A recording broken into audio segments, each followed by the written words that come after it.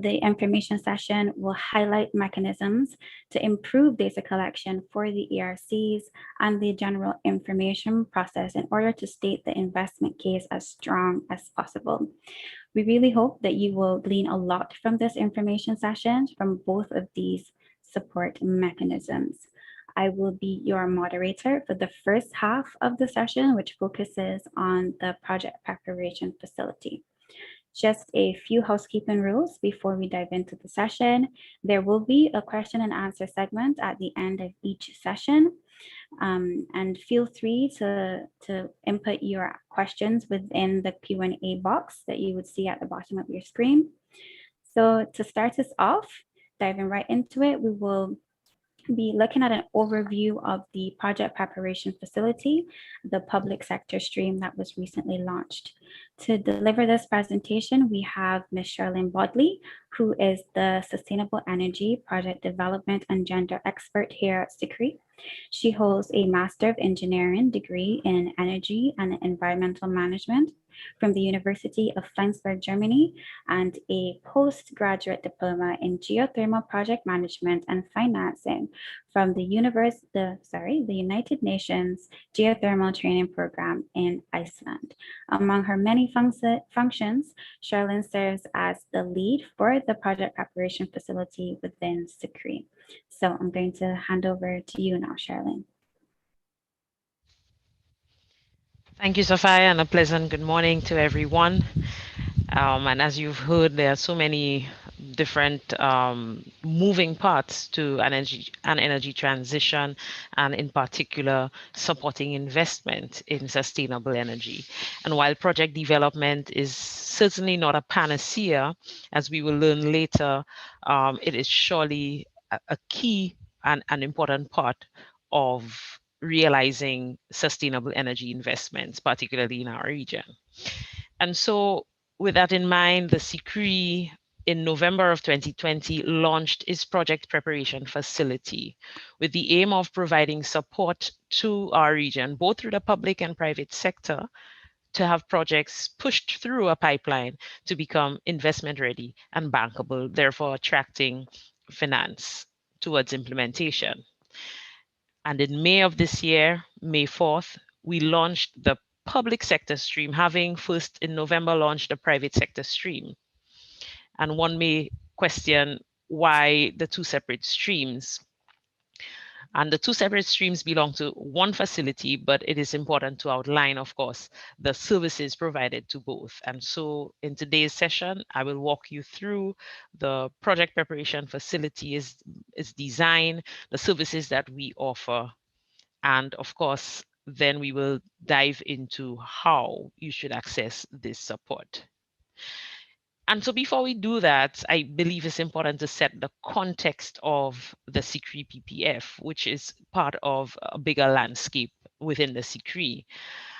Just to refresh your memories, the mandate of the SHRoptic is essentially to transform the energy landscape within the region through technical interventions and being an implementation hub for the region. Our vision is to transform the sector into one that is climate resilient, sustainable, and affordable, and all that with a focus on improving the lives of the Caribbean people. And SHRoptic does that through 7 strategic program areas. However, through pivoting recently, we have a focus on 3 main flagship projects and programs, and they include the Integrated Resource and Resilience Plans, the IRPs, the Project Preparation Facility, the PPF, and the CEKH, CARICOM Energy Knowledge Hub. How do these 3 projects work together to assist us in meeting our mandate and serving the Caribbean people? The Integrated Resource and Resilience Plans yield an investment portfolio of projects, analyzing resource and technologies across our member states, and therefore providing recommendations on an investment portfolio that must be realized to meet national and therefore regional targets. And therefore, that investment portfolio feeds into the project preparation facility. And so projects that are highlighted through that investment portfolio receive support through the PPF and are developed through technical assistance and advisory services. Our end goal, therefore, is to yield a pipeline of bankable projects, projects that are able to attract financing. And lastly, the CEKH, the CARICOM Energy Knowledge Hub, which you will hear a little more about later, recently launched, serves as a data repository and therefore provides best practice to our stakeholders. And so information coming out of the PPF, out of the IRPs would feed into the CEKH and vice versa. And therefore, what exactly is a PPF to us and to you, our stakeholders? Essentially, the PPF is intended to be a go-to facility for converting promising and commercially viable renewable energy and energy efficiency projects into bankable projects that can more easily attract financing for implementation. And all of this is towards building environmental and economic sustainability across our member states. Why the support to the public sector? Having launched the private sector stream, we are definitely cognizant of the important role of the private sector in realizing sustainable energy investments. And while popular thought is that, that practical sense of a transition lies mainly with the private sector, while the public sector provides the enabling environment, there are some key factors that place the public sector as a very key and important player in the transition through project development. The public sector serves as an energy legislator, but also as an energy consuming sector. And later on, we discuss energy data. Of course, having that data is important to understand how our consumption, even within the public sector and within, of course, other sectors, but how our consumption affects our entire energy landscape. And so noting the fact that the public sector does have great opportunity to transition its own consumption is key. The public sector operates in multiple roles, including planning, developing, regulating, advising, and motivators. And I think I really think this is an important point, because when we speak of the interaction between the public sector and the private sector in terms of project development, we note that the public sector definitely serves as important motivators even to the private sector. And of course, the public sector operates from time to time as energy producers and suppliers. The public sector, through its role in developing policy, is also looked up to provide leadership by example. In some of our member states, we have state-owned utilities. I already mentioned the IRRP, which is an essential planning tool for governments across our region. In terms of our targets, member states have committed internationally, regionally, and nationally to meeting targets, including the NDCs and other energy-related targets. And public-private partnerships. And this is where the interaction between the public and private sector is highlighted and is quite important.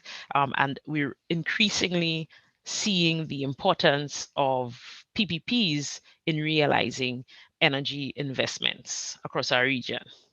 And therefore, I will sum up all of these points to say that the energy transition will inevitably lead to investments and disinvestments. And we cannot remove governments from that process. So governments, I believe, will be at the center of that investment and disinvestment process, and therefore are integrally involved. And that is why we at the SHRI, through the PPF, offer support to the public sector in project development for sustainable energy. And to get into the meat of the matter, what exactly does the PPF offer? Across both sectors, the PPF offers technical assistance and advisory services for project advancement towards practical investments. It also offers matchmaking services through specialized investments and business promotion forums. So having taken these projects through a pipeline and having them investment ready, the SICRI does not stop here. The SICRI provides further support in ensuring that these projects can be matched to relevant investment sources and sources of finance. And on a regional level, the SICRI PPF assisted in maintaining and expanding a regional project pipeline to showcase economies of scale to attract funding sources. And this is definitely an ongoing activity. In fact, we do have a high-level forum coming up next week where an entire regional pipeline will be presented. And we cannot ignore the fact that because of our small economies, we do suffer from time to time from diseconomies of scale. And so we must be very creative and deliberate in how we combat these challenges. The PPF also, therefore, offers cooperation with global, Latin America, and regional focused programs, initiatives, and projects through cooperation agreements. And the SICRI has signed its first cooperation agreement while it continues in review of two agreements in the pipeline. We have signed our first cooperation agreement through our launch in November with the CARICOM Development Fund, which hosts the Credit Risk Abatement Facility, known as the CRAF. The facility also provides support to financial institutions to build capacity in sustainable energy projects and developing financial instruments to support these projects. And that is not limited to commercial financial institutions, but also our development banks regionally and likewise locally within each member state. And so the PPF business process, which is essential for our stakeholders and our applicants to be aware of, begins with origination.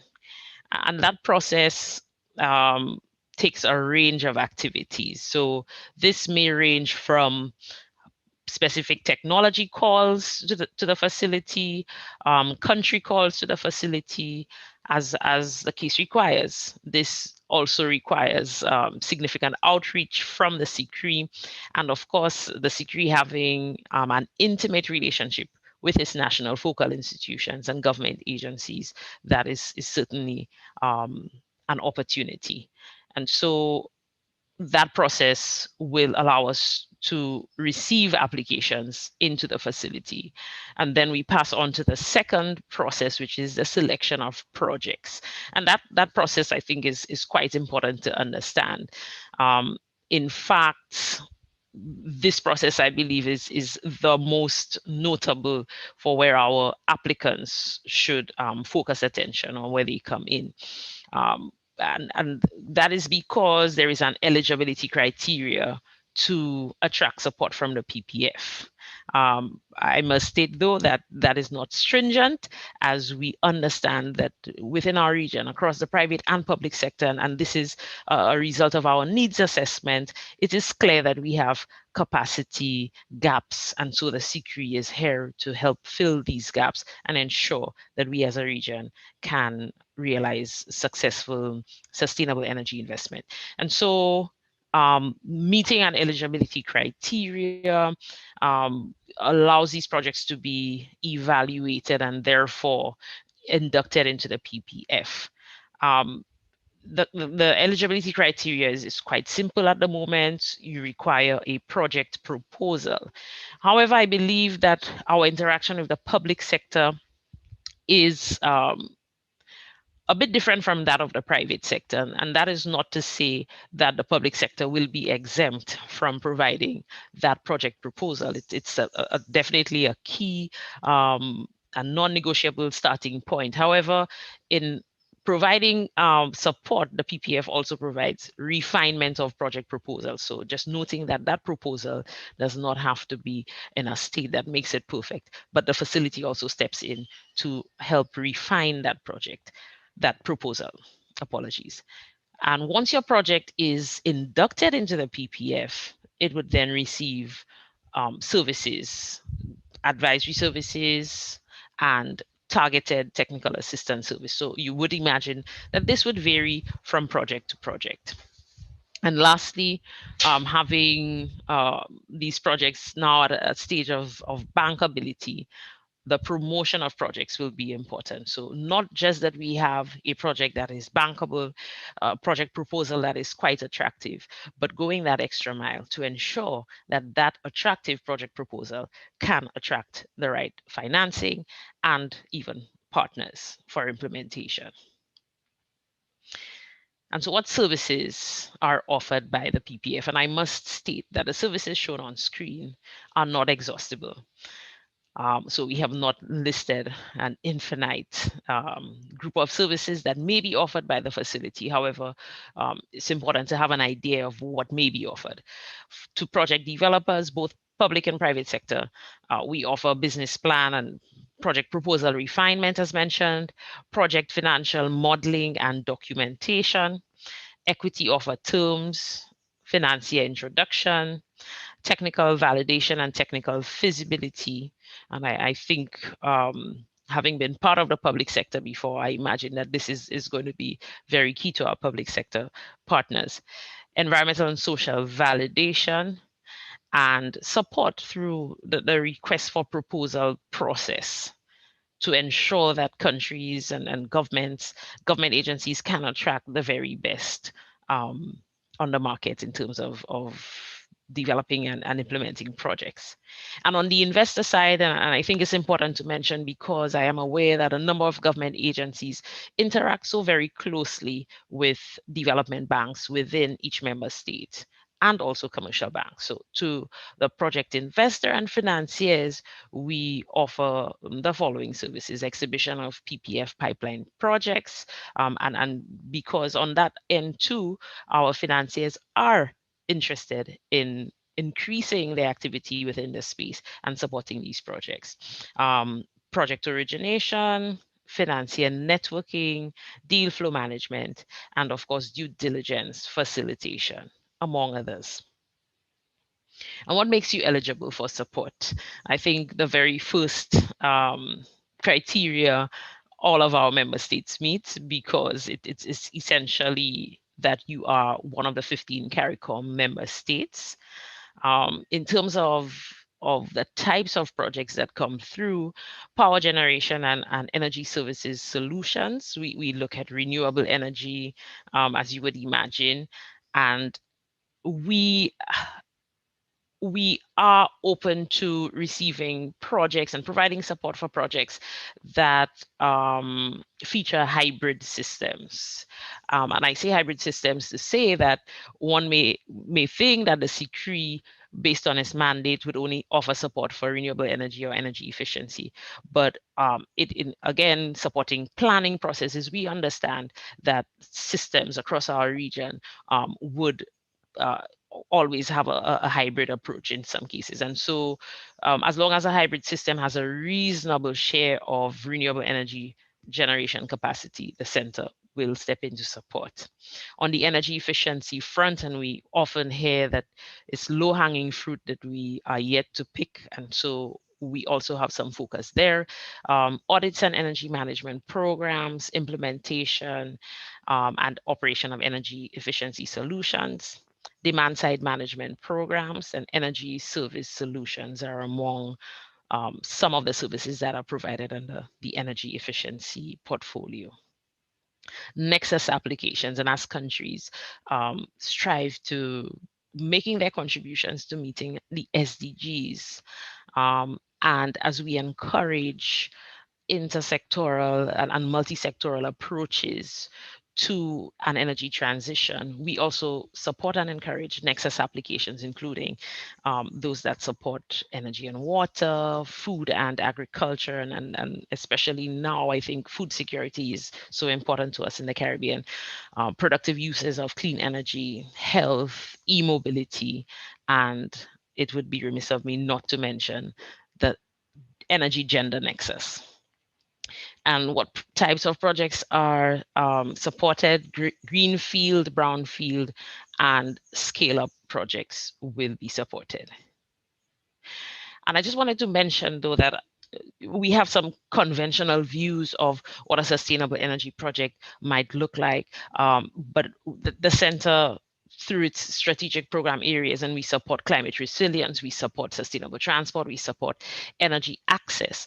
And so with that in mind, our interventions span, of course, and are not limited to off-grid systems, mini-grid systems, grid-connected segments, energy efficiency interventions, as mentioned, integrated utility services models, and sustainable transport, just to name a few. And so with that, I thank you for your attention, and we appeal to you to reach out to the SHRI. You can log in at www.shri.org/PPF to find out more information on the PPF. You can also email us at ppf@shri.org. That's ppf@CCREE.org. We are always available to provide one-on-one support. Thank you very much.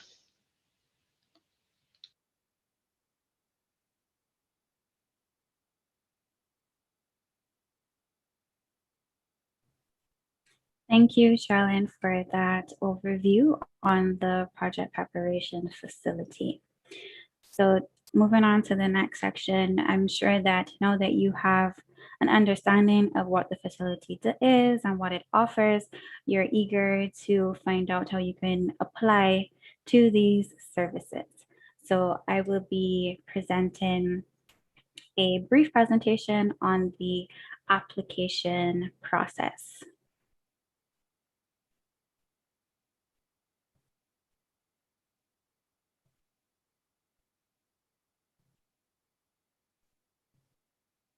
So jumping right into it, the PPF application process does all happen online. There is a application form, a general application form that is targeted towards both the public and private sector. It is important to note that we are in the process of developing an application form that would be specific for the public sector, but the form as is 100% applicable to both the private and the public sector. And we encourage government entities, ministries, as well as Charlotte mentioned, public-private partnerships to apply through the portal. So as you can see here on screen, these are the 4 major steps in the application process. There would be registering, creating an account, navigating the portal itself, and of course, submitting an application. So to go through a little bit in each of these sections, registering to the portal is done through our website, as you can see here on screen. And through this website, you will be able to click on the register button, and that will take you to the registration form, which you can then fill out, and it would prompt you to create an account. And once you have credentials for the portal, you will be able to log in, as you can see here on screen, and create a new application. You can fill out any other information. For example, as you can see on screen here, there is organization, so you can update that information through the portal, as well as monitor your application status, whether it is under review, accepted, and so on. The application form itself requires quite a bit of information. So to give you an overview of the information that will be required, your organization information, point of contact information, which is very important, an overview of the project, and this would include things like the cost of the project, the target market, the service summary. The technology to be utilized needs to be specified. The size of the project should be specified. The benefits, so this would include impacts not just to the energy sector, but impacts to other sectors. If there are nexus applications, if there are considerations for gender, for example, the status of the project, what stage the project is at, the specific project development needs. So that would be the investment required, or if there are particular technical assistance that's required, such as a feasibility study or environmental and social impact assessment. All these can be specified within the section. And as Charlene would have mentioned, there are some documentations which you would have to attach to your application. The executive summary and project proposal are mandatory. The executive summary would be 1 to 2 pages, and the project proposal can be up to 20 pages. The economic model is not mandatory, but it is recommended just so that the project preparation facility team will be able to see the technical as well as financial viability of the project. And once all of that is complete, you can submit an application, and applications may be accepted or rejected, or they might be sent back. The sent back feature would be that there is a project that has been submitted that is very promising, but it may be missing some key information. And in that way, the application might be sent back to you with feedback on how to improve the application.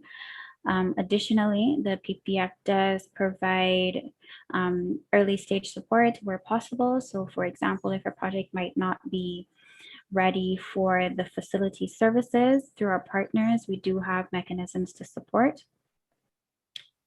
And the application time, just to give you a sense of how long it would take, the review time takes approximately 1 month. So within that month, we will be able to get back to you on the status of your application and the steps forward. The PPF team is 110% happy to support in any way possible. We can be contacted through this email address, whether it is for support with the application itself or any preliminary discussions that you would like to have, possibly, for example, about the type of projects or the applicability of the projects within your member state, within your organization. So that's just to give you a basic overview of the application process. As Charlene would have previously mentioned, for any additional information, feel free to contact us via email. Feel free to visit our website. On our website, there are a lot of links to documentation to help support your application. So for example, we have a frequently asked questions document. We have an application checklist where you will be able to see in detail all the information that is required. We have a one-pager. There are also video tutorials on how to navigate the portal itself. So there's a lot of information available to you on the website. So that ends that segment of the session. Thank you very much for listening. And now we will transition into the question and answer.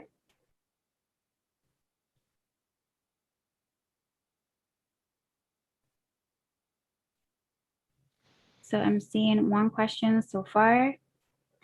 It says, CARICOM states energy goals are so different. So for example, Antigua has announced a new tender approved and is now starting a new energy investment driven by natural gas. However, globally, there's no new financing.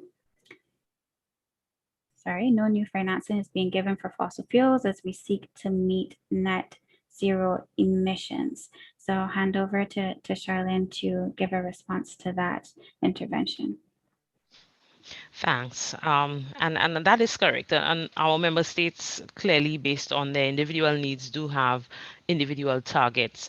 And I think, surely as a region, having a regional target does not quite interrupt that scenario of individual country targets. In terms of the natural gas scenario, the center views the transition in some member states to natural gas as an energy efficiency matter. So yes, we strongly support a transition to zero emission and a carbon-free sector. In the case of the PPF, I've mentioned the particular technologies that will be supported. I have not mentioned natural gas in its entirety, but if natural gas, again, is part of a hybrid system, then it can be supported under the PPF. Thank you, Charlene. We have another question. So Kevin says, numerous renewable energy projects have been launched here in Barbados for the public sector. However, the gains have not been able to be measured, verified, and systems have not been maintained. Would a project or program for maintenance and monitoring be applicable to the PPF? And that is a challenge, I think, Kevin. Thanks for that question. I think that is a challenge that is shared with among many member states, not just Barbados. My response to that is the facility by its design at the moment may not be able to support this directly. However, I believe that there are other pockets of support and other programs under the SHRoptic itself that can support something like that. So I would encourage you to reach out to us. Our email address, info at SHRoptic.org, and we can surely explore a means of supporting Barbados and any other member state in developing and managing such a process and program. Thank you for that response, Charlene. There is another question from Neil. Are carbon capture and sequestration projects supported? Again, if it can fit under a hybrid structure, then it would definitely be supported. So I mentioned the Nexus applications, and I can already think of several projects that would fit under the Nexus application with forestry. But again, as long as we can clearly see that there is application of renewable energy technologies or energy efficiency technologies through a hybrid system, including fossil fuels, in reasonable amounts, then it would be supported. Thank you, Charlene. I'm not seeing any other questions, but we do have a bit of time. So if you have any questions, please feel free to type them into the question and answer box. Okay, I see one more question from Shane. Will resource assessment projects be supported?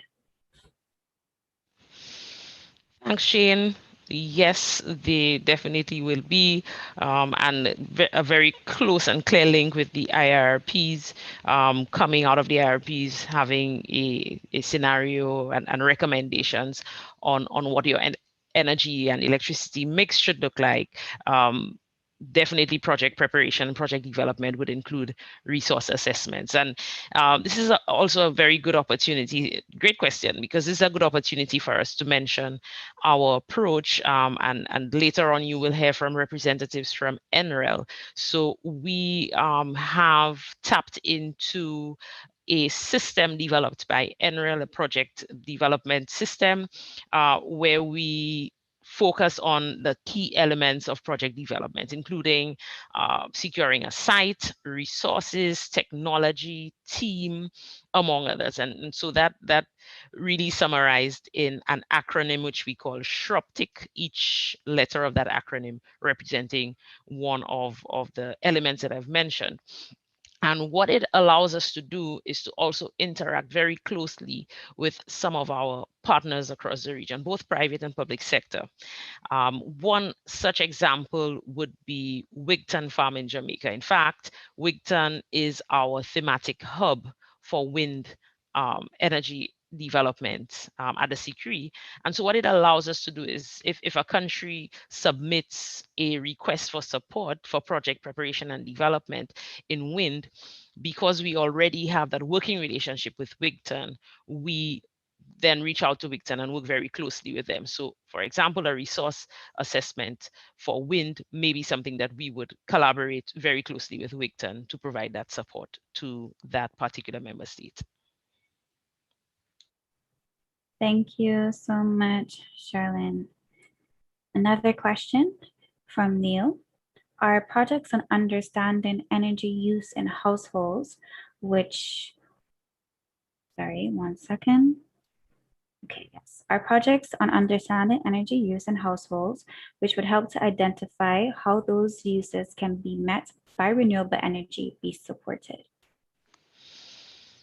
projects on understanding energy use in household. I immediately think though of the CEKH, and immediately make that connection with data collection. Again, if the project can be structured and we can see a clear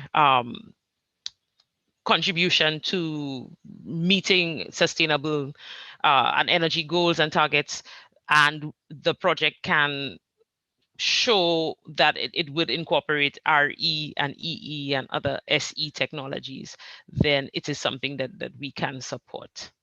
But again, just to stress, our end goal here is to have projects that can be implemented. And I stress that because our region has long spoken about what can and what should be done. And there are lots of efforts across the region from a number of our organizations. And this facility, we believe, is a key part of the puzzle in moving towards implementation and bridging those gaps, these capacity gaps. So surely, and if we could get a little more insight from Neil, if he could reach out to us and perhaps understand a little clearer what he has in mind, then we could provide a more succinct response to that. But my first response is surely, if we can make the link, it can be supported. Thank you, Charlene. I will just give a couple more minutes, 1 minute or so, for any additional questions to come in.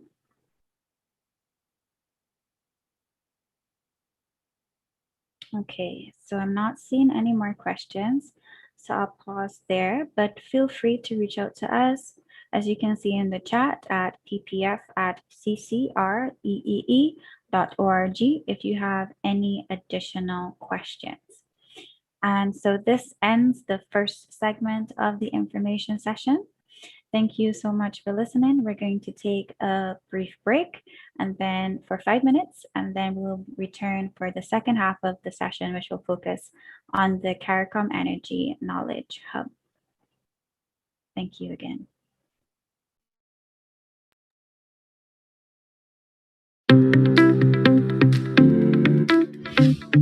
The Project Preparation Facility, or PPF, is a project development support resource designed to help you advance the preparation of sustainable energy projects so that they can successfully attract financing.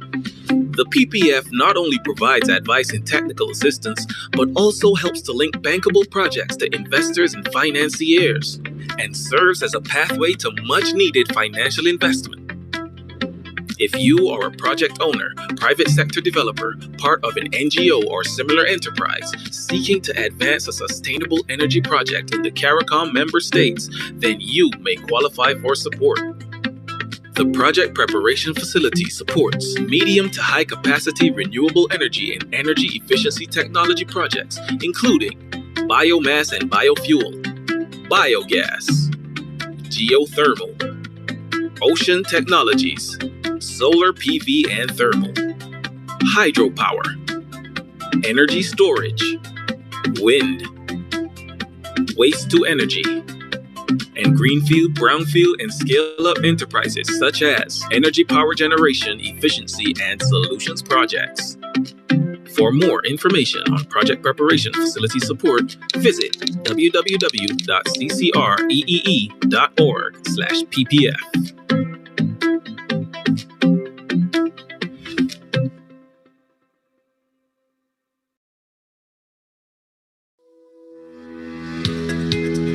Are you searching for current and reliable information on sustainable energy in the Caribbean? Then the CARICOM Energy Knowledge Hub was created with you in mind.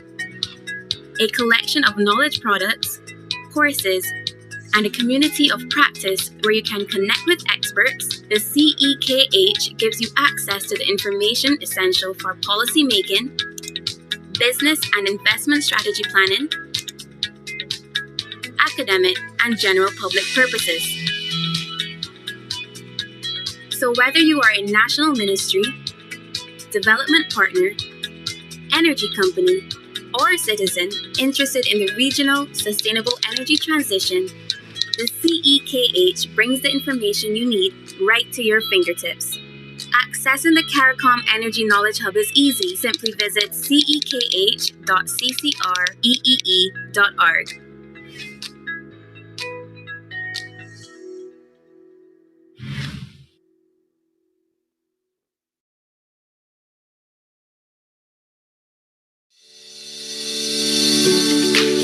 Burning fossil fuels for energy production and transportation has released greenhouse gases that have raised global temperatures, disturbed our climate, and damaged our environment. Despite generating and consuming far less energy than larger, more developed nations, the Caribbean region faces a growing set of hazards like rising sea levels and more intense storm and hurricane seasons, which threaten both lives and livelihoods.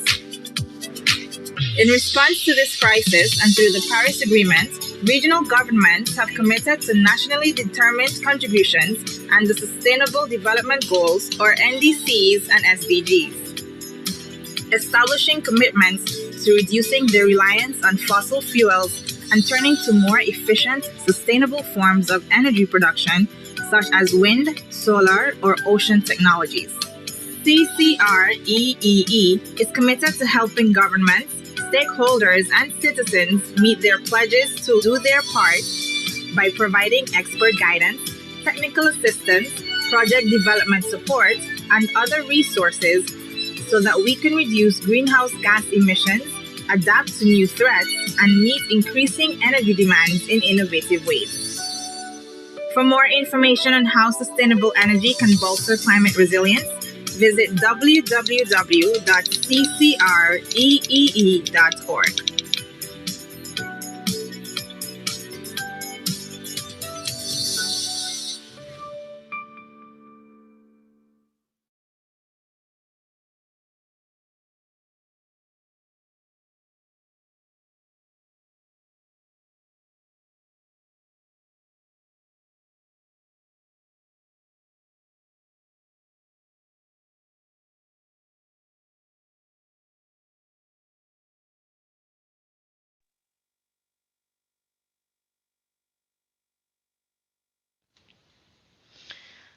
Thank you once again for being here with us at the C3 as we present to you matters related to sustainable energy investments within the region. In our first segment, you've heard from us quite a bit about the project preparation facility, what it offers, and how you can apply both as the public sector and through private public partnerships interacting with the public sector. And so we enter the second segment of our session today and focus on energy data collection. We will look at today the benefits and challenges of systematic energy data collection, the use of energy data, particularly within our region, energy statistics management, and its importance to our region. We've spoken about the importance of project development and preparation support. And I mentioned that it is not a panacea for realizing practical sustainable energy investments. And there are many moving parts, including filling in the gaps which we experience in the region. And one of them being the lack or insufficient data collection and data use in energy planning. Why is data important? Detailed energy data can help make sound energy decisions, plans, set sound energy goals. It can also assist us in identifying cost-effective energy efficiency measures and help us to design renewable energy projects. We also heard a question in the first segment on the importance of monitoring and evaluating projects that have already been implemented. And of course, energy data being another key part to that process. I also mentioned that the C3 works through its three major projects and flagship programs, including the PPF, the IRPs, and the CEKH. The CEKH is a key modality through which knowledge sharing and learning will take place through the knowledge repository, learning management system, community of practice, and GIS map viewer. The CKH will therefore address the data and information gaps currently existing in the region to enhance the efforts of regional energy sector personnel by providing energy statistics and information required for energy planning, decision support, awareness building, and support to public policy development. And therefore, it is in this vein that this second session will focus on energy data collection. I am your moderator for the second half of today's information session, and we will maintain our housekeeping rules established at the beginning. Please, we encourage you to use the chat to pose your questions, and we will be glad to accommodate these questions during our question and answer segment. To start us off, I will introduce a name that I am sure is not new to any of you, Dr. Devon Gardner, who is the program manager for energy and the head of energy unit at the CARICOM Community Secretariat. And he has held this post since September of 2014. In his role, Dr. Gardner has oversight of the energy program, which is tasked with the identification of common policies and strategies for transforming the energy sector within the CARICOM community. This transformation requires a shift in a majority of the energy systems within the region from their current states of inefficiency and overdependence on imported fossil fuels. And I need not say what that means for us. And so in particular, the energy program promotes a transition to energy systems that favors sustainable and clean energy production, as well as efficient delivery and use. Dr. Gardner has held several posts within our region, including technical advisor within the Caribbean Community Climate Change Center, known as the 5Cs. And he's held multiple positions in academia, ranging from senior research fellow to professor in various universities within the Caribbean and Europe. And so without further ado, I invite Dr. Gardner to present to us what energy data is used for in the Caribbean. Dr. Gardner, over to you. Thank you very much, Charlene, and good morning, ladies and gentlemen. Given that I come this late in the program, it's good because then it means I do not have to go through the protocols. All protocols would have already been observed. So I will get straight into this morning's presentation, and of course I will speak as far as is necessary where questions are concerned when I'm finished.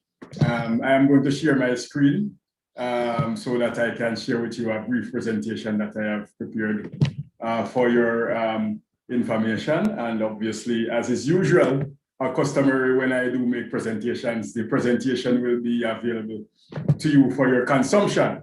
Okay, so now I have it on the board. So it's pretty straightforward, innovate or perish. I use that term because it was one of the terms that was used early within the CARICOM integration movement, and it was the term which says integrate or perish, and I've made my own coinage to it.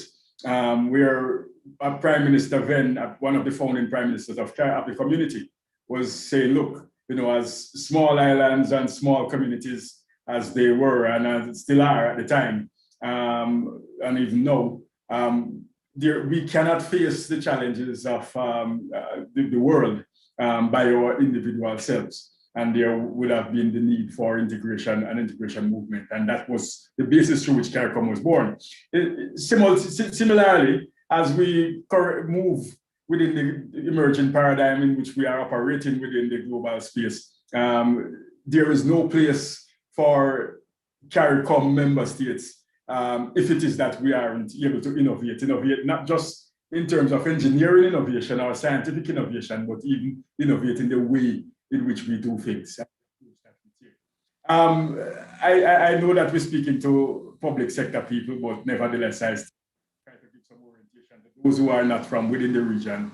I know the Caribbean community sometimes is confused, and so sometimes there are misunderstandings about who's CARICOM, who is not, especially for our colleagues from North America who sometimes do not understand, and I don't blame you. Why Belize is CARICOM and Dominican Republic is not. I won't seek to answer those questions, but all I'm seeking to show here is some orientation on which countries within the Caribbean constitute members of the Caribbean community, which the Secretariat speaks on the behalf of, because of course CARICOM, or the Caribbean community, is an integration movement that is framed within the revised Treaty of Chaguaramas, and that treaty is of course signatory by 15 member states, and there are 5 associate member states who are part of that integration movement. And that movement operates with a principle of functional cooperation. And one of the areas around which we cooperate is sustainable energy. And this is why the SHRoptic was established recently to support implementation around sustainable energy matters for CARICOM member states. I'll start by framing all the conversations around the energy policy, because sometimes people forget that CARICOM has a common energy policy. One that was, it took 10 painstaking years to get us from start up the vision to have a policy in 2000.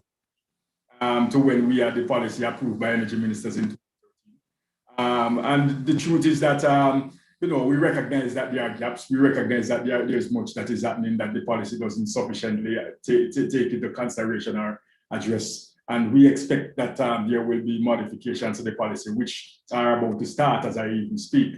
The expectation, in fact, is that by 2025, there will be a revised policy for the period 2025 to 2040. But within the context of the policy, it was recognized that the policy allows and treats with a number of various energy matters that countries were pursuing. Again, going to the point that one of our colleagues made earlier about the diversity of member states within CARICOM, as you would have seen from the maps, socioeconomically, politically, geographically, size and economies of scale, resources that are available for use, both for energy and other activities. You name it. The diversity is quite a lot. But of course, within those diversities, what we do have are a significant amount of similarities, such as our vulnerabilities to external shocks, including climate change, and the external shocks that were linked to a large part to the way in which we architected our energy situation, where most of us were dependent on oil that was imported. So those were some things that were taken into account when we established the CARICOM energy policy. It looked at options and opportunities for countries to explore and exploit petroleum and natural gas reserves, and also to figure out how to import and utilize those resources effectively and in a very efficient and cost-effective way. It looked at how we could explore and exploit renewable energy and energy efficiency opportunities and options.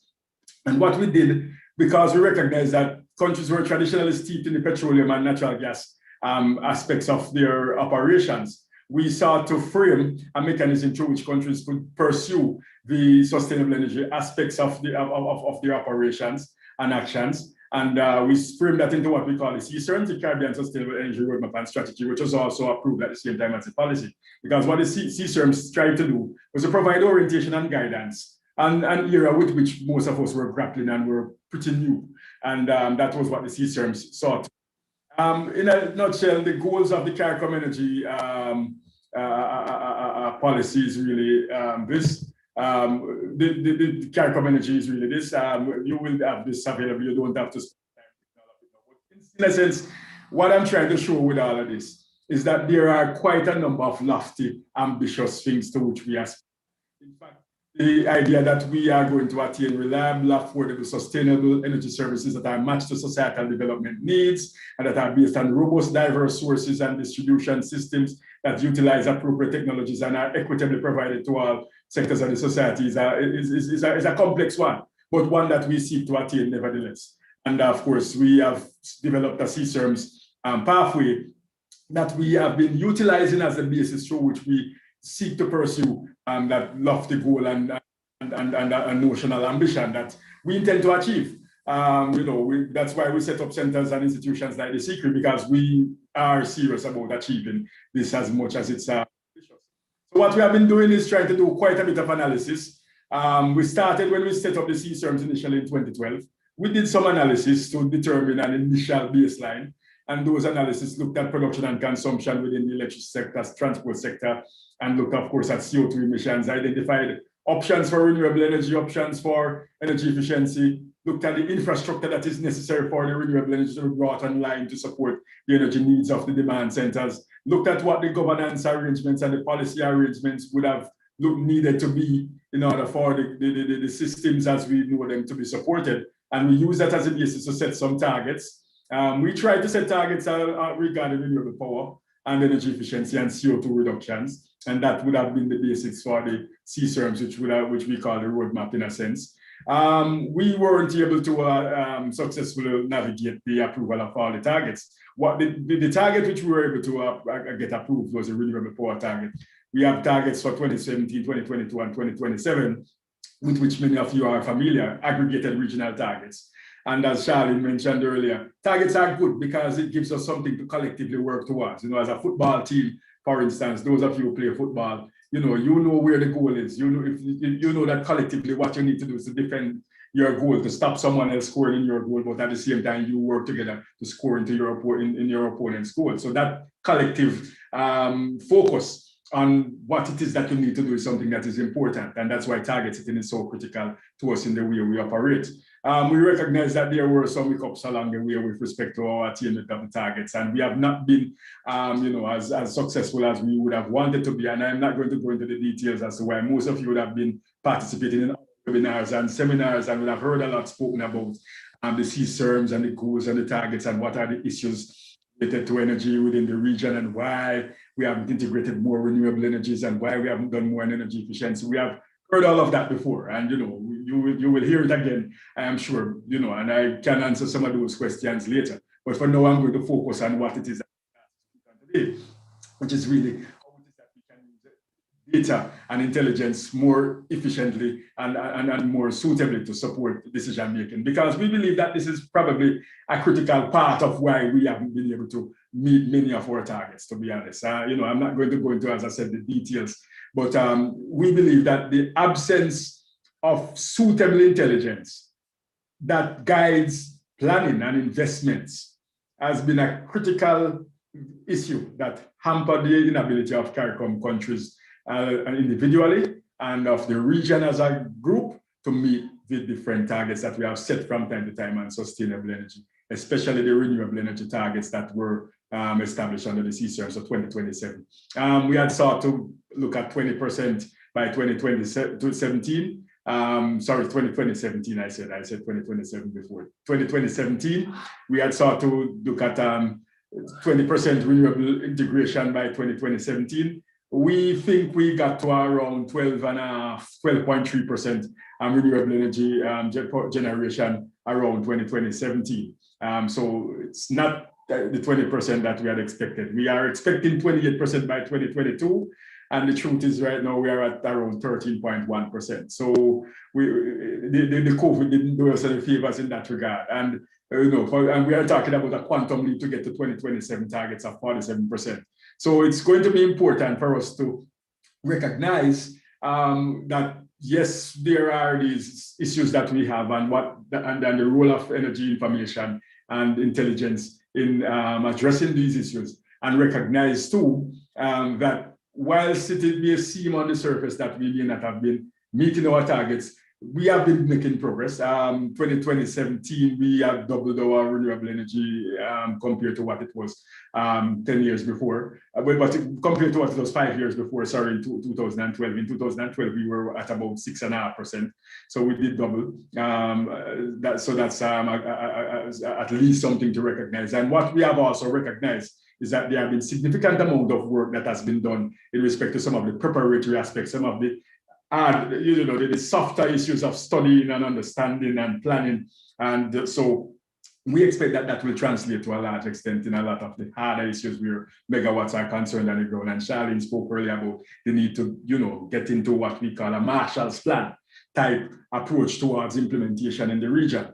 And that is where we have set up a framework that allows us to, not just conduct analysis, develop the strategy and the roadmap and to target and do targeting and goal setting, but to figure out how to translate that into what projects could potentially look like on the ground in member states, supporting member states to figure out where are the opportunities for partnerships and where are the opportunities for the projects to emerge, and to help with calculations and identification of costs, and to raise funds collectively as a group. The CSRMS platform is a multi-stakeholder arrangement among development partners, member states, and many of you would have participated in that, and of course institutions of CARICOM and the Secretariat. The CCRE, of course, is then going to be supporting much of what is required for the design and execution of the projects, as well as the information and knowledge management that keeps things going. Now, one of the critical challenges that we have is, in the past, we focused a lot on the electricity sector. When we started looking at the CSRMs in respect to how it is we're going to build out a robust energy structure, you know, we looked at electricity mostly because electricity is the apex of the energy system, as we know. Transport, yes, it's important, and yes, it's a significant amount of fuels. But at the same time, transport is very disaggregated, and it's not the means through which production is driven for the most part. Electricity is something where you produce it at point A, and people are able to access it at point B, thousands of miles away almost instantaneously, because electrons travel at 90% the speed of light, which is very significant.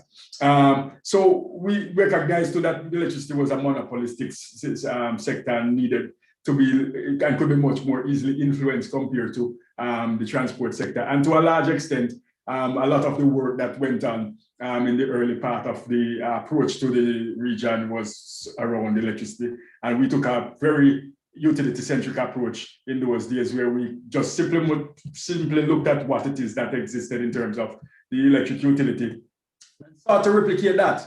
So with the CSRMs in the early days, although there were some energy efficiency pieces, what really happened is that we said, okay, let's figure out how to put some renewables on top of the existing system, more of a, you know, adjust the supply side. So remove some of the thermal plants, add some renewables to either replace some of the outdated thermal plants, or to add new capacity to the existing thermal plants. That was the approach that was largely took. And then the expectation was that the utility continues to operate as usual. And then when you get behind the transformer, the meter into the customer side, you try to see if you could put little programs in place to help the customer to become more efficient. That was an approach. But then we started to see quite a few things happen.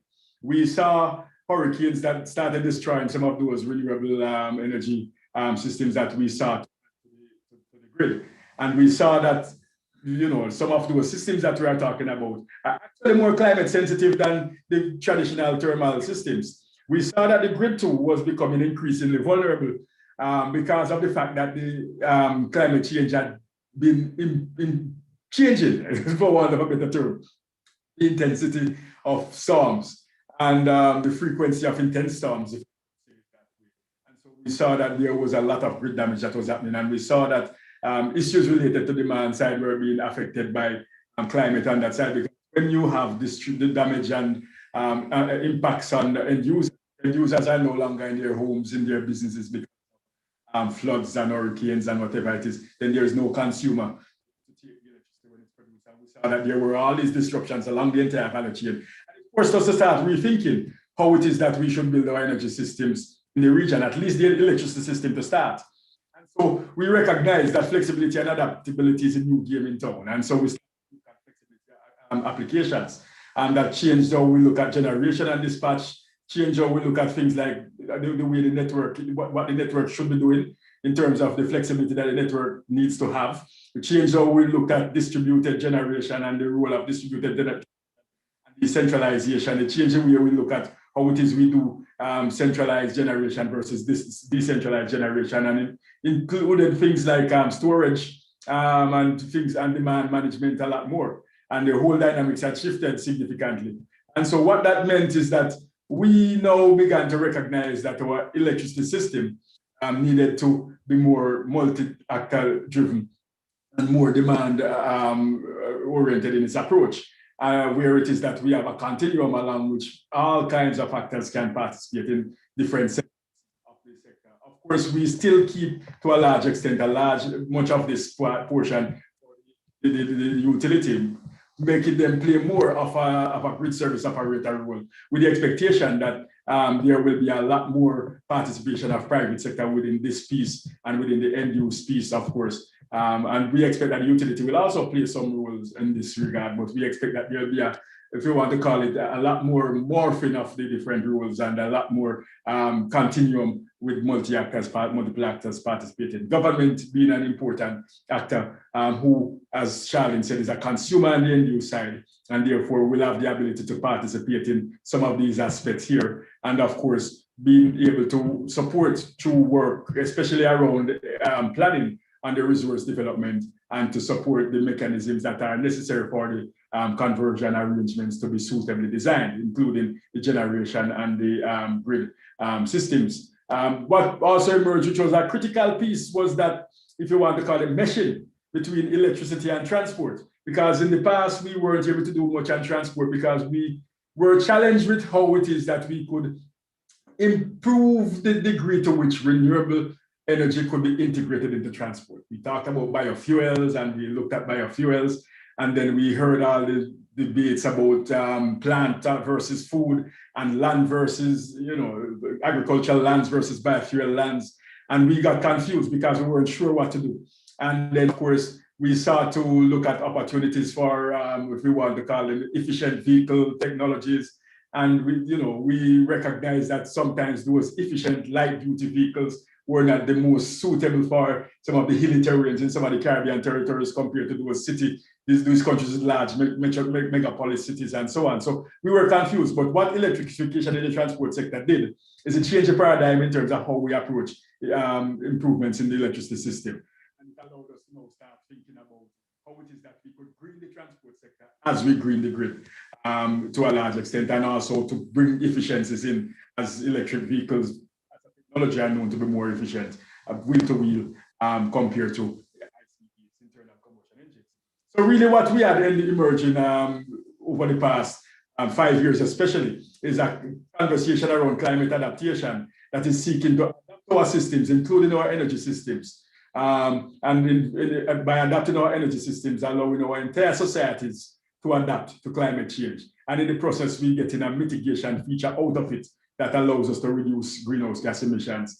So in a sense, we get in a co-benefit of greenhouse gas emissions. So I know the conversations about whether we should be driven by low carbon development or whether it is that we should be driven by resilience. The view of the Secretariat is that the resilience drive will provide a low carbon outcome as a co-benefit anyway, but it should be focused more on the resilience building and not simply the nilly-willy replacement of thermal generation or dirty fuel generators by low carbon generators, because not all low carbon generators will give you the same resilience benefits. It's all about how you design the entire.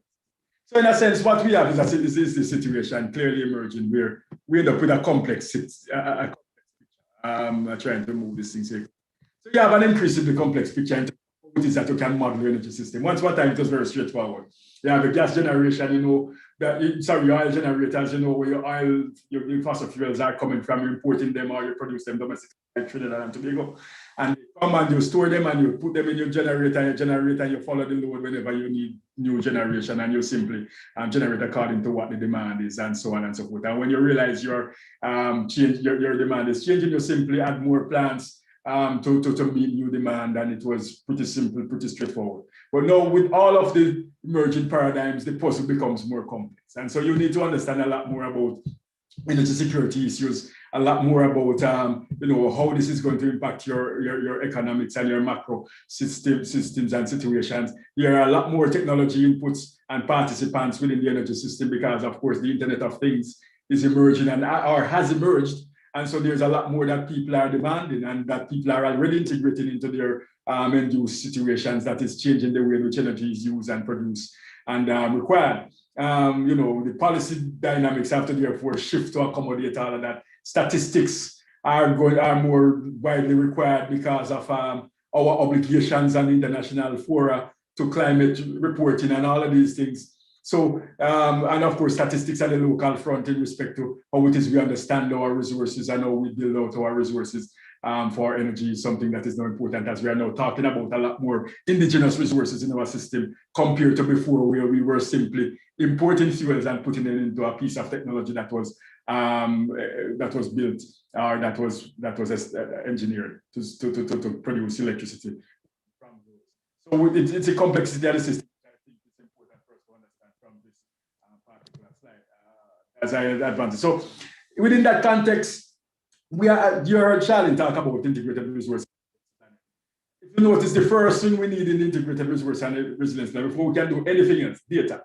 First thing, data. That's a data, and we need to use the data to develop metrics. And then when we have those metrics, we have to do forecasting. And once we have done that forecasting, then we can develop scenarios, demand scenarios, supply scenarios. We can determine from those scenarios which of those scenarios we want to pursue as our least regrets pathway. In a sense, your least regrets pathway is your preferred scenario. And then, of course, as you see here at the end of it, investment plan. Really, the way we are approaching it now is not just to have a plan for the sector development, but really to end up with an investment plan on the back end so that we know exactly what it is we're going to put down there and what kind of money is going to be required and what type of money is going to be required in terms of both quality and quantity. So you see what some of the data needs are, everything from energy data to hydrometeorological data. In terms of metrics, these are some of the metrics that we are. And some important metrics are emerging, which is why we call it the integrated resource and resilience planning. Multi-hazard resilience is now a key part of the ball game, and that has not been there before. We are doing something in the Caribbean that nobody else has done anywhere else in the world, in fact. So the issue of different impacts, and climate and all kind of different shocks, including we have seen recently with COVID-19 demand shock. For the first time, at least in my time in the energy sector, we have seen a situation where your generation is there, your delivery system is there, which is a transmission and distribution system is there, but there was a shock that affected only the demand side. So the shock was on the demand side. Typically in the past, most of your shocks, when you have hurricane, would have taken your transmission and delivery system with you. Yes, it would have taken your demand, change your demand because a lot of your houses and your businesses would have been affected. But because the transmission and distribution system would have been impacted, you didn't really see the demand shock emerging, being so stark.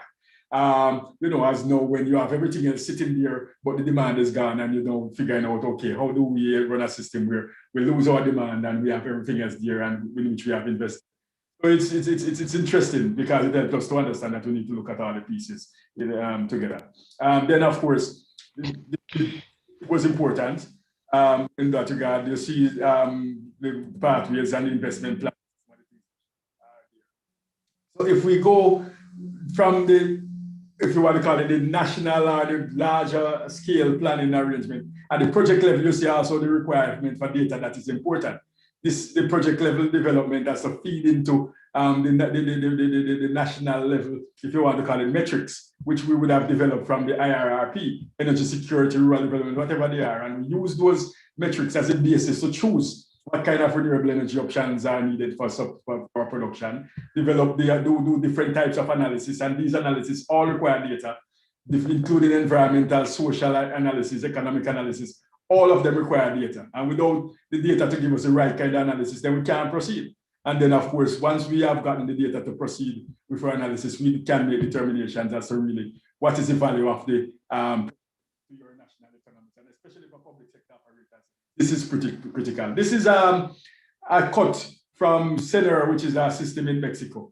Imagine a Caribbean, and this is what we are trying to achieve with the CKH. Imagine a Caribbean region or a CARICOM region where we can tell you what the maps for all the different renewable energy options look like, resource options look like. We can give you a wind map, investment grade wind map, investment grade ocean resource map, investment grade geothermal map, investment grade solar map, biomass map, and so on.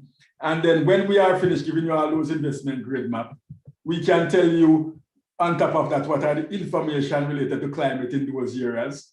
What are the environmental restricted areas? What are the social issues to be considered within the areas where those resources exist? And what are the various risks? We can put a risk map. We can have a multi-layered map on top of these resource maps. You imagine the quality of the intelligence that you are providing to public sector workers as they make decisions in respect to energy plans. long-term plans. And as they make decisions in respect to, proposals for funding and projects for implementation. Imagine the kind of intelligence that you would have when you can look to see, in a sense, how these systems look relative to their distance from the transmission system, from the transmission line. Where are the exclusion zones and what are the environmental and social risks associated with that project in a certain area relative to the cost that it will have because it's whether close or far from the transmission line. So this is where we want to go with this thing.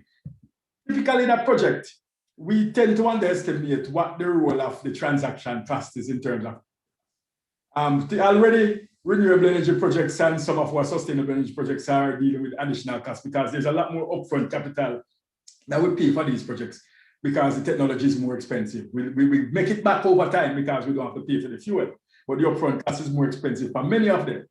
And in that regard, we are already paying more, typically compared to the business as usual, which is a diesel plant or maybe a heavy fuel oil plant, which is just a modular plant we just put on somewhere and then you just keep bleeding and buying fuel over time.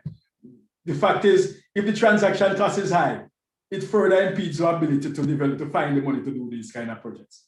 And a significant part of the transaction cost is really that data issue and the intelligence issue. Because if it is that a project developer does not have to spend so much money and time and go through the risk of trying to figure out whether there is a project somewhere in the first place to be done, then it would reduce significantly what this transaction cost is. The issue of capacity meaning people and institutions that can provide that kind of, if you want to call it, knowledge and intelligence to guide project development is, and that is what we are approaching by this data thing and information thing, so that we learn by doing. So in conclusion, colleagues, it is going to be important for us to recognize that there's a common vision around which we operate as a region and that we coordinate in respect to our leadership. And in that regard, planning is key because at the end of the day, if we have the kind of vision that tells us what we want to do, if we can coordinate to lead, to deliver that vision, and we suitably plan, then we would be able to deliver to our people the kind of innovation that is necessary to drive the sustainable development of the region. In the center of all of this is the fact that every single step that we take, from the visionary step to the leadership step, to the planning step, to the innovation step, requires us to have data and intelligence every single step of the way. Because while the vision will give you an idea, it is the data and intelligence which will really allow you to dig deeper into the vision, to see more clearly what the vision could be. If you have more information, if you're looking from a higher mountain, if you're looking from a higher level or a higher elevation, you can see more. Data and information allows you to look from higher and to see further, and therefore your vision gets better.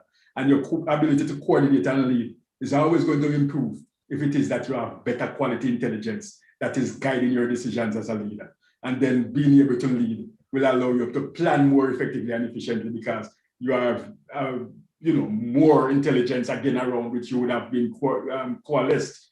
And being coalesced around those intelligence allows you to be able to systematically, as we are doing with the IRRP, develop realistic plans that will deliver innovative projects, and not just projects, but innovative system designs to the people of the Caribbean region. Right now, in countries, there is around $5.2 billion US worth of renewable energy projects, which countries are telling us today that they need to have invested in. And if we can put the right kind of data and intelligence on board, then it will be no issues in respect to how it is that we will be able to attract the right capital for those investments. So, ladies and gentlemen, I will stop here, and I will be happy to take questions. I know Charlie and I have exhausted my questions, so I will be happy to take some. Thanks.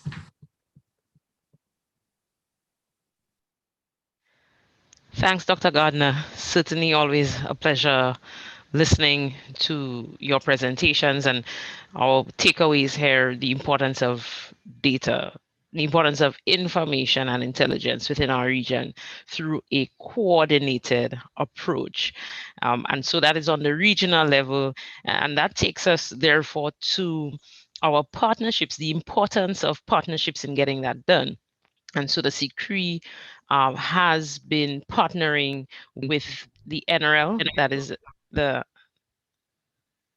National Renewable Energy Laboratory, and they have supported our efforts in capacity development through a number of programs at the SHRI, co-hosting with us a number of webinars related to the IRP and other SHRI programs. And the NREL is essentially a key international agency transforming or supporting the transformation of the energy sector through research and development, and of course, other efforts. And so I am therefore pleased to invite our next speaker, Mr. John Wares, who will speak about the benefits and challenges of systematic energy data collection. Mr. Wares is the lead technologist and data systems architect at NREL, and he is a data scientist, developer, and researcher in the Strategic Energy Analysis Center, that is the SEAC at NREL, where he has developed numerous high-profile data management solutions for the US Department of Energy, the White House, and the United Nations. He has over 20 years of experience developing data-driven, interactive web applications for research organizations, governments, private industry, among others. He is, in fact, an internationally recognized expert on open data and a speaker on data management philosophy and best practices. I'm sure I could continue with Mr. Ware's very impressive CV. And so without further ado, I invite him to present to us today on the benefits and challenges of systematic energy data collection. Mr. Wares, welcome. Thanks, Charlene. It's a real pleasure to be speaking to this community again. It's great to see so many of my Caribbean friends and colleagues again, even if only virtually. It's been a year or more, I think, since I've last had the opportunity to talk to SHRI. And I have the great pleasure today of talking to you about one of my favorite subjects, which is the challenges and benefits of data collection and data sharing. And it's something I could talk about at great length. So I will do my best to be brief and focus in on what's at hand. I'd like to thank Devin for setting the stage. Data is absolutely the foundation for informed decision making. Data and intelligence is going to be at the very core of what I'll be talking to you about today. And we're just going to go through a few of the basics, a little bit of stating the obvious. And I'm also going to add in there a few of the stories I've collected over the years about why data collection and sharing is so important to the industry and can actually benefit the collectors and sharees. So why collect data? We've already learned it's a foundation for informed decision making from Devin's talk. It can also establish a baseline and help you measure your own progress towards your own goals, obviously. It can provide a clear picture of trends and trajectory. Forecasting and scenario analysis is used as part of that energy systems model to help to determine opportunities for advancement, but also just to run multiple scenarios and really refine that decision-making process. What would it actually look like in 2035 if we built this today? And we need the data to be able to run those scenarios, to be able to make those decisions. And then ultimately, of course, knowledge is power. But there are some challenges of collecting data. There are data access and acquisition challenges. Data must be formatted for accessibility. If I just hand you a spreadsheet of numbers, it's essentially useless unless I provide the right context, the adequate metadata to understand that. And that's a little bit of what I'm going to be talking about here, is getting from data to information, planning for the future. It's not enough just to take the data coming off of instruments or out of power plants and put them on a hard drive or put them onto the CEKH. We need to make them useful first. We need to make them discoverable. And for that, we need the proper metadata. providing context is the way you get from raw data to information, or as Devin said, from data to intelligence. There's a leap here, and that context is critical because those data, those key metadata, are the descriptive data that make that underlying data usable. And if you're not following me, don't worry, I'm throwing a lot of technical terms and data things around, but I will do my best to explain it with a silly diagram. Here we have the two Dante's thinking man's imagining different animals and trying to communicate them to each other through data properties of shape, size, color. If you're trying to communicate your data, well, at the end of the day, transmitting data and sharing it is all about communicating it. And you just need the sufficient metadata to contextualize that information so that the data that you are putting out there, that you are sharing with the community, can be understood, can be used responsibly, and can be reproduced, and also to be discovered. Discovery is probably the easiest way to understand metadata because we've all used big search engines, and we know that we need to, for conferences, we have to add keywords to our papers and those types of metadata that allow things to be easily discovered in search engines. But we also want to make sure that when discovered, these data can be properly used and understood. We need the important contextual information about data coming off of a device. And a good anecdote would be, okay, you're collecting information on a series of solar panels, and one of them goes down for a few days. When you're analyzing that data and sharing it with a colleague, we want to know the difference between those zero values. Were they due to no sunlight over that particular panel, or was it due to equipment malfunction? Or maybe the panel was operating entirely perfectly the whole time and the data recording instrument malfunctioned, or perhaps there was a corrupted file. And so this type of contextual metadata is important to translating that data and making it accurate and clean so that it can be used to inform those models that Devin was talking about. But we also need to plan for the future. Another common folly people make when they're collecting data early on in a project is they don't anticipate 10, 20, 30 years down the road what their data needs are going to be. And so it's important to plan for the future right away in your data organization and what we call data provenance strategy. And the best way to frame this problem is this question. Okay, so we found a mistake in our 2010 data and we want to fix it. How do we do that?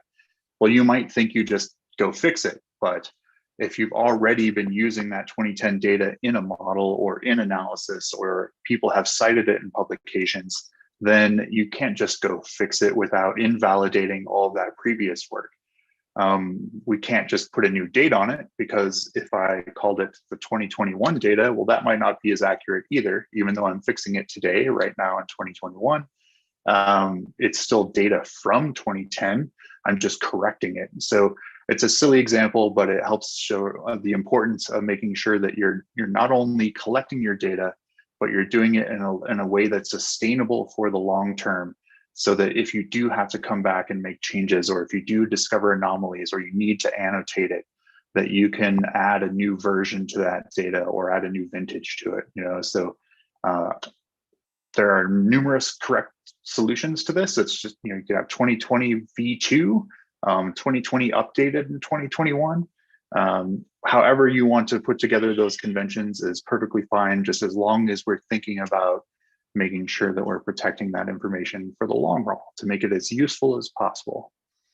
So lots of reasons to collect data, but why do we want to share data? Why are we letting the community have access to our data? Well, I'm a huge fan of this quote from the DOE strategic plan coming out of the States, that success should be measured not when a project's completed nor experiment concluded, but when scientific and technical information is disseminated. The DOE literally measures success on the sharing of information. You can have the best research in the world, but if it's locked in a desk drawer and no one can access it, and even worse, when that person retires and the desk goes somewhere else and is lost forever, then it has no value. The only way information has value is when it's shared. The only way knowledge has power is when it's applied and shared. So I'm going to be talking a little bit about putting your data to work for you. How can you actually use the sharing of your data to accelerate the implementation of new programs in the Caribbean, to innovate, to allow innovation, even through the sharing of raw data, and to create new business partnerships and opportunities for collaboration. Obviously, there are some challenges to sharing data. Everyone thinks immediately of the technological challenges. Those are more or less the tip of the iceberg. Challenges with transferring or storing large data sets, or challenging data systems because they're in a proprietary format or archaic. But there are also other challenges to sharing data, organizational challenges, concerns about proprietary information. These can be subverted with non-disclosure agreements, or what people are calling data trust today. Community of people that agree to share data just with each other, but not outside of that community, as a great way to circumvent some organizational challenges. There are also financial challenges for sharing data. It costs money. It takes time and effort to organize data from a raw data feed into something that can be consumed and used by the community. So making sure that people are planning in their budgets for that work, or understand the need to have money set aside for organizing the data in order to get it into a state where it will serve the purpose that we need it to serve, is important.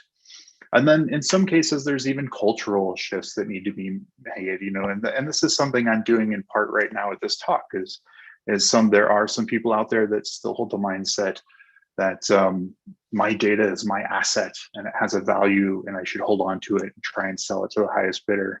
When in reality, a lot of modern companies are learning, and organizations are learning, that the greater value exists in setting your data free and sharing it with the community. And one of my favorite stories along that line is also a powerful story about how raw data can be used to innovate. This story comes from my colleague, Ed Kearns, who previously held the position of Chief Data Officer at NOAA, which is the U.S.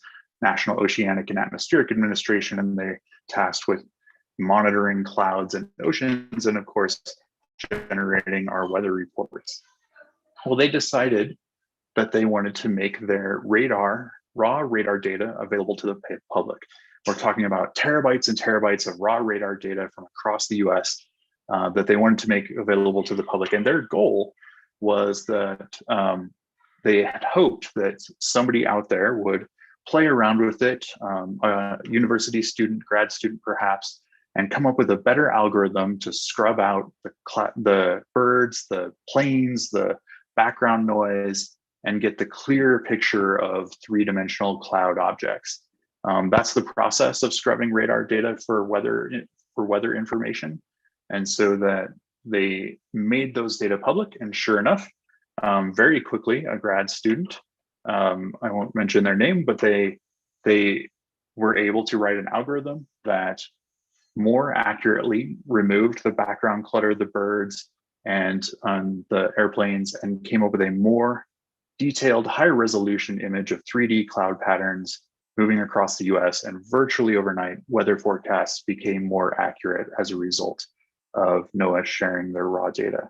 But here's the really cool part, and the innovative part, is some other group came along with completely different interests, a group of ornithologists, and they flipped that problem on its head.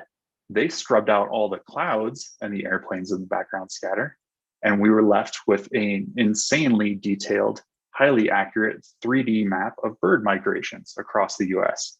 And so not only did NOAA get the innovation they were looking for, but they also got a very fun new type of innovation in fields yet unrelated.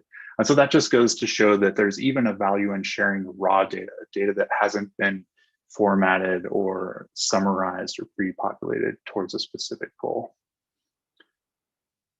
And of course, the advantages of sharing the report cards with the community, not only does it help measure progress year over year, but it helps CCRE track the impact of the investments that's made.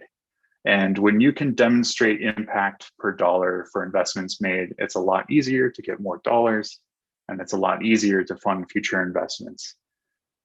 It helps us provide a clear picture of opportunities for those future investments, giving potential investors the background information they need to make their decisions, and it gives us credibility for the decisions that have been made previously. And it also helps reduce duplication of effort. Just getting the information out there about what's going on right now, like assist people that are maybe thinking about implementing something that's already being implemented, so they're not spinning their wheels or wasting their time on things that aren't as critical. It helps focus in our affiliates and our investors and our partners on what our priorities should be, allows us to run those models and simulations and reach our goals sooner. So hopefully that's a little bit motivational and gets you a little bit excited about cleaning up the data and getting those data out there. Thank you very much.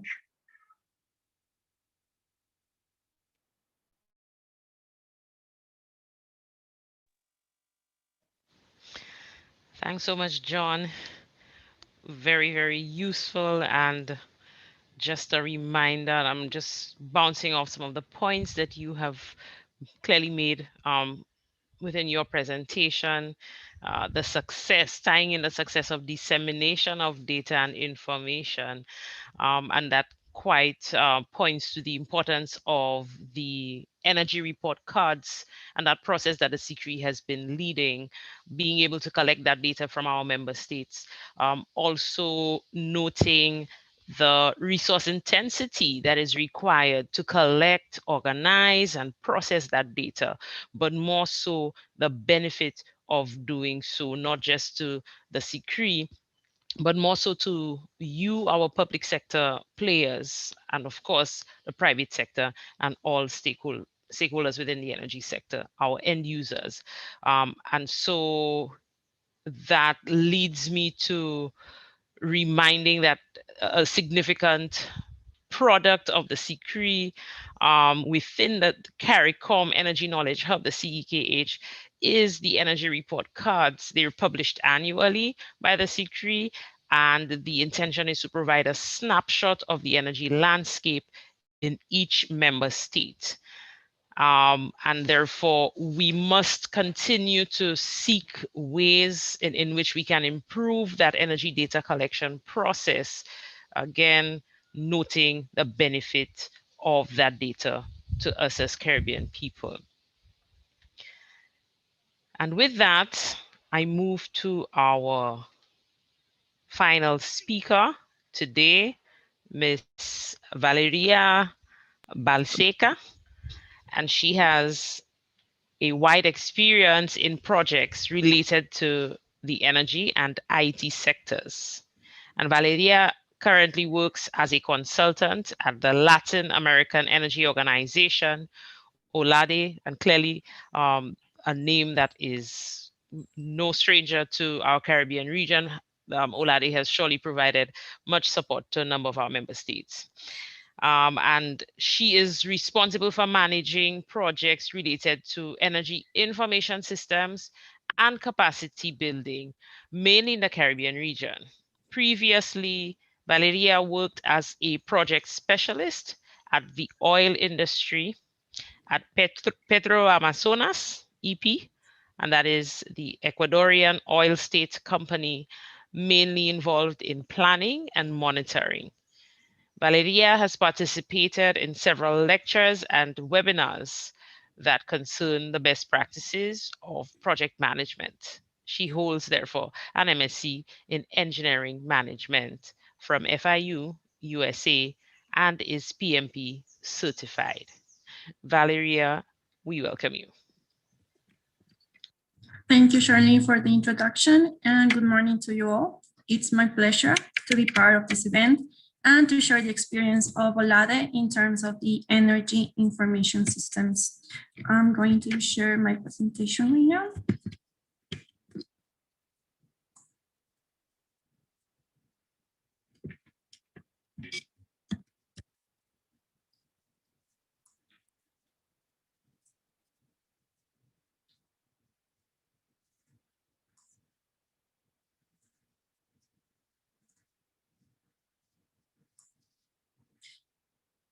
Okay, so let's begin. First, I'm going to First, the agenda for this presentation. We're making a brief summary of what is an energy information system and its importance. Then we will go through the National Energy Information System's characteristics, how it is managed, and finally, we will review the successful experiences and lessons learned from the different projects that OLADE has executed and the ones that are on the run. First, it is important for us to remind what is an energy information system and its importance.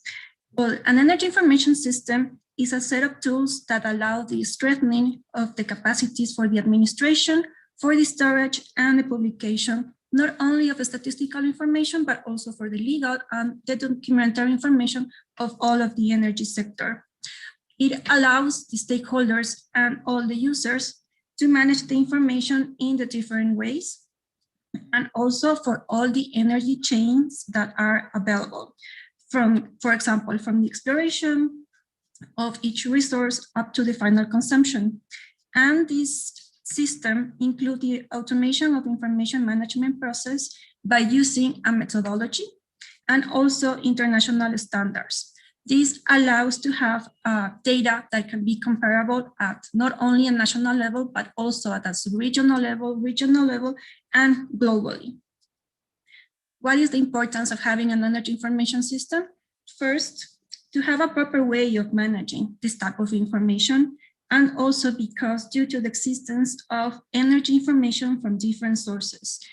For example, a lot of Excel files, a lot of different sources on the web, on books, and so on. And it is important to have just one source, and this source has to be verified, and this source has to follow one methodology to allow this comparability among data.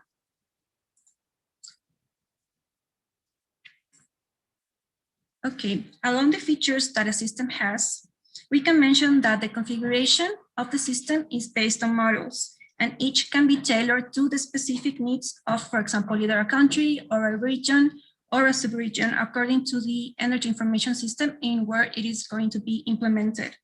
Also, it allows to have different parameters for the management of data, like per topic, for example, if it's supply and demand, if it's infrastructure, or for example, prices. It allows to have all the different energy sources, activities as either they are part of the supply, the transformation, or the final consumption, and also variables and units. And also, it allows to have different dimensions for the information, either by periodicity or also by geographic location. Data uploading the system can be done in two ways. It can be done online, that is directly in the system, or by using Excel formats that are generated from the system. It also allows to have different types of users and roles. For example, you can have system admins, or you can also define just a role for data providers or for general users for the processing of data and so on. And as a result, we have a database of energy information and a system that can be tailored to the specific requirements. In the energy information system, the first goal is for us to have an energy balance for which the different reports and the indicators are created. Also, it is important to emphasize that OLADE follows a methodology that is harmonized. OLADE uses this methodology for the energy balance, and this methodology is harmonized with the IRES, the international recommendations for energy statistics, which has been an effort between between OLADE and also the International Energy Agency. And as I said before, this allows to have comparable data, not only within the Latin American region, but also international. For example, I'm going to show you a report that is generated from the energy information system. Once the information is uploaded, is reviewed and published by the system admin, the different users can create energy balance report. This is a generic format, and also users can download this file either on a PDF or either on an Excel. Also, the system admin or the persons that are in charge of the administration of the energy information system can create specific reports based on the participation on the balance matrix. For example, if you need to send a report to a specific institution, you can configure it by using this feature. Also, the system allows to generate reports in chart formats, and you can choose to view the information either in a bar chart, lines, or areas. And also you can save the information on a graphic format. Also, the system allows to generate a number of different infographics that are available in the system and also according to the information that is stored in the system. For example, the installed capacity of electricity generation, participation and consumption by energy and sectors, the evolution of the economic energy indicators, CO2 emissions. And for example, you can generate a Sankey diagram. You may be familiar with this diagram, and this is an easy way to allow the users to have a good understanding of the different energy flows from the exploration of the resource up to the final consumption of each of them. This is an example of the final consumption by energy and sectors diagram, in where you can see the different energy sources at the top and sectors of consumption at the bottom. And here you can see the detailed list of the energy sources. Another feature that the energy information system has is that it allows the monitoring and tracking of information in where system admins can easily review which information is missing and which information is present in the system for an easy follow-up. Another feature, as I said before, you can define different types of users and different types of roles according to the specific needs.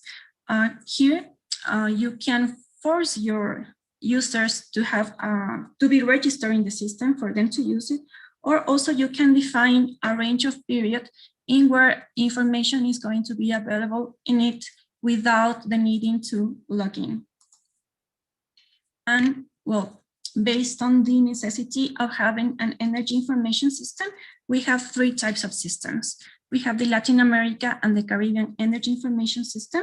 We have also regional comparison information systems and national energy information systems. For the national energy information systems, they are created based on the necessity of a specific country to consolidate their energy data.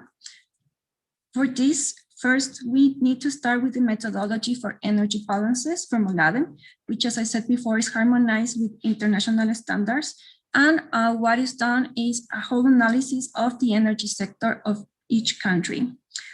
Also, it is important to mention that all the activities that are carried out together with the counterpart designated in the country or by the institution in the case of as a regional system. All the analysis of the energy flows, sources, activities, indicators, and so on are reviewed and agreed with the counterpart. And also it is an important tool for the country's energy information management and also a key for energy planning. As part of the products that are delivered within each implementation of an energy information system, it's important to highlight that the projects that OLADE develops not only include the delivery of a national energy information system, but they have a strong focus on the capacity building in energy balance. That is to ensure the proper processes for data collection and address key stakeholders in this matter. Also, this is a key for the guarantee of the continuing update of the data in the system. Now I'm going to talk about the successful experiences that we have had at OLADE and the lessons learned. First, as I said before, we have the regional energy information system that is called the CLAC.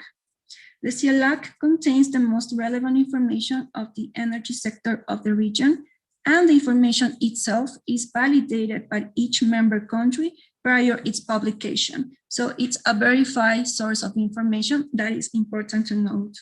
And as I described before, you can obtain reports and different types of indicators along with the legal and documental information from all the 27 member countries of OLADE. You can go to CLAC.olade.org. If you haven't registered, you can go to the sign up button and you can create a user and you can review all the information that is available in the system from 1970 until 2019. This is an IT platform that processes statistical, legal, and documental information of all the member countries of the organization. And as I said before, it has a harmonized methodology and it allows the comparison with information at different levels. And also it's important to notice that the information is free of access. You just need to register and you will be able to review the information that is available in the system. And also it's available for public organizations and is used basically for public organizations, private organizations, universities, international entities, and any other person that needs the information that is available. And as I said before, you can download it as your requirements, in PDF or it's in an Excel, you can create your own graphs, and also you can use the graphs that are already integrated in the system. As part of the experiences that we have had in terms of the regional cooperation, we can name the SHRoptic platform, which consolidates information from the fossil fuel prices for the countries of Central America. It is also important to note that not the systems are built according to specific needs. So for example, this one does not have like energy balance itself. It focuses on fossil fuel prices, so that can be done. Everything can be adjusted to the specific requirements for either the country, the comparison, and so on. Another example of a regional cooperation is the system for UNASUR, and it consolidates information from the energy balances of the member countries of this organization. And also, we have the experiences of OLADE in the implementation of national energy information systems in Latin America and in the Caribbean. Mainly, or usually these projects have funding from international financial institutions, and OLADE executes the projects with the counterpart in each country that validates all the process and defines all the requirements and is like working with us in the whole process until the end, and afterwards also during the maintenance. To name a few, well, we have the Barbados system, the Dominican Republic system, and the Brazil system, which was funded by the CAF, which is the Development Bank of Latin America. Then back in 2018, we started with the Caribbean Energy Statistics Capacity Enhancement Project, which had the financial support of the World Bank. And in that project, we implemented the Sierra Belize, Grenada, Guyana, Jamaica, and Suriname. And at the moment, we are working on the Ecuador, Honduras, Panama, Paraguay, which are in the process of implementation, and all of them have the support of the IDB.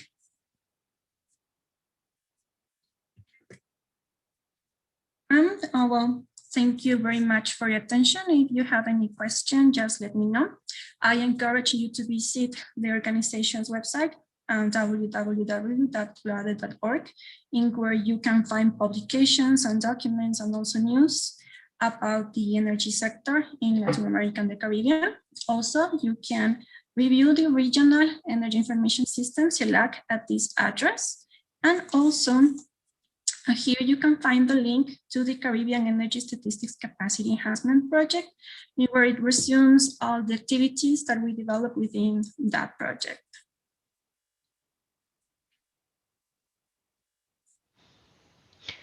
Thank you so much, Valeria, for that presentation. Definitely, we can see several tools available to us in the region through the support of Olade, and you have quite successfully presented an introduction to energy information systems. And I like to say that the proof is in the pudding, so it is really encouraging to see some of these information systems being implemented in our member states. Let me just remind our participants, please, as we proceed to the question and answer segment, where we will take questions to be answered by Dr. Devon Gardner, by Mr. John Wares, and Valeria, we encourage you to type in your questions in the chat, and we will proceed to that segment of today's webinar. And before we do, let me draw your attention to the chat. Also, you can find the website link, which Valeria spoke about, for Olade. So please feel free to visit. And while you're at it, remember to log on and visit us at www.secre, that's .org. For access to the PPF, please add /PPF. For access to the CEKH, add /CEKH. And right before I take one question, which I already see lined up, let me take the opportunity to also recognize our partners. And for this event, I would like to single out and thank TAPSEC through the BMZ, the EU and GIZ, USAID, NREL, and Olade for its support in this session. I also would like to take the opportunity to recognize and thank our core partners and acknowledge, therefore, the support from the Kingdom of Spain, UNIDO, ADA, and ADA stands for Austrian Development Agency, and SIDSDOC. And of course, I cannot omit the CARICOM Energy Program of the CARICOM Secretariat. And so with that, I proceed to the question answer segment. And our first question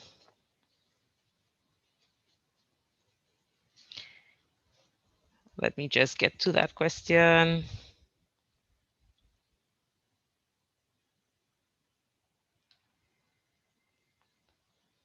Okay, just maneuvering through the chat to find that question.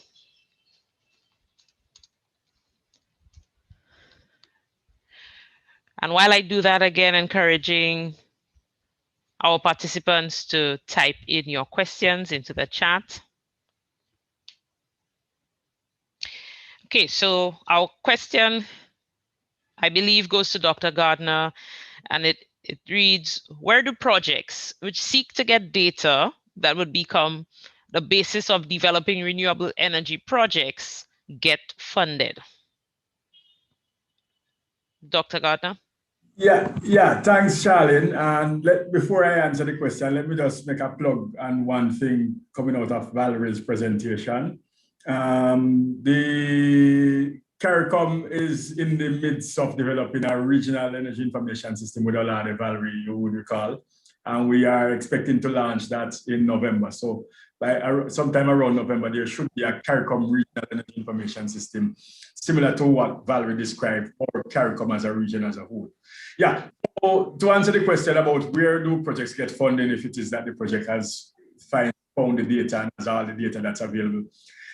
There's no silver bullet, let's put it that way. No one size fits all arrangement exists. So there are different modalities, and what we are seeking to do within the regional space is to create different avenues through which we can find the best available options and opportunities through which the projects themselves can access the funding opportunities. So the SECRE PPF is obviously one modality that supports projects to do matchmaking. We are doing work, as Charlotte mentioned earlier, with development partners and IFIs. And in fact, next week, Thursday, there is a high-level invitation-only meeting between CARICOM energy ministers and the World Bank and the IDB and the European Development Bank as well as a number of private sector partners which will be seeking to identify different types of monies. So it's difficult to just say where the project is funding. It depends on the type of project. It depends on the ownership arrangements of the project. It depends on the country in which the project is located. It depends on the risk factors involved. It depends on the type of money that is being looked at. So it's not just one flavor of money you're looking at, whether you want grant funding, equity funding, joint venture funding, debt financing. And then, of course, it depends on the quantum of money. It depends on all these things. So it's not a silver bullet. We'd have to look individually into the projects themselves and determine what works best on a project-by-project basis. Thanks. Yes, just 1 second to complement Devon. Yes, we are in the preparation of a project in a cooperation with CARICOM to implement an energy information system for CARICOM. And once we receive official notice, we will make the proper announcements, and we will be hosting a workshop for the official launch of the project, and all the communication will be sent via Twitter and so on. Thanks, Valeria. And since you have the floor, our next question actually is for you. And it's a question, I believe, that is specific to Belize. Data and reporting for Belize does not appear to be available on your platform. And that's the OLADE platform. What is the status of this data for Belize? Will it be available via the planned CARICOM platform? And what can be done to assist in making that data available? Okay, all the information is sent by the ministry and is published in the regional platform on our behalf in terms of the annual information. Information should be available for 2019. If information is not available for specific variables or for specific themes, we have to sometimes read the notes, or well, a number of answers can be taken in consideration for that question, but energy balance for Belize for sure is available. Let me just check that. That is for the regional. For the National Energy Information System of Belize, the ministry is the one that can allow the proper permissions and allow the users to view information. This time, from what I recall, a few months ago, I think they are establishing or reviewing the policies that they are going to use in the system, because it's up to the country if they want to show all the information or some information or specific years. What we do at OLADE is we show them the best practices, or we advise them and we recommend what should be or would be good for the management of information in each country. So take in consideration that. You can contact Ryan in Belize. I think Ryan is also joining us today as in part of this webinar. So you can also contact the ministry directly if you are seeking for specific information. Thanks, Valeria, and we surely look forward to the CARICOM information system, which leads me to saying that along with some of the tools that have been presented to you today from the SHRI, definitely evidence that we are making strides and that we are narrowing that gap. And soon I would say we would have no excuses but to just do it and to effectuate a transition of the energy sector, much spoken about, but get the work actually done. And so in the absence of further questions, I take the opportunity to thank all of our presenters. You have heard in 2 segments, both from the PPF team and the SHRI, on the services that are offered to the private sector, yes, but we focus today on what is offered to the public sector through our project preparation facility, which you can access on our website. We have a dedicated portal for that facility. And then you heard from our guest presenters today on how energy data contributes to energy investment decisions. We heard quite about the region and how that plays into our particular region, and that presentation coming from Dr. Devon Gardner of the CARICOM Energy Program. And then we heard from Mr. John Wares of NREL on the benefits and challenges of systematic energy data collection. And of course, my favorite plug here is the fact that that process is resource intensive, a process which the CCRI is an integral part of CARICOM Energy Program likewise. And so we're asking and encouraging that you be part of that, and so that that intensity is not lost. And we closed off, therefore, with an introduction to energy information systems by Valeria from Olade. Again, let me thank all of our partners, which I have previously mentioned. And with that, thank you for your participation, and I wish you a good rest of the day. Thanks.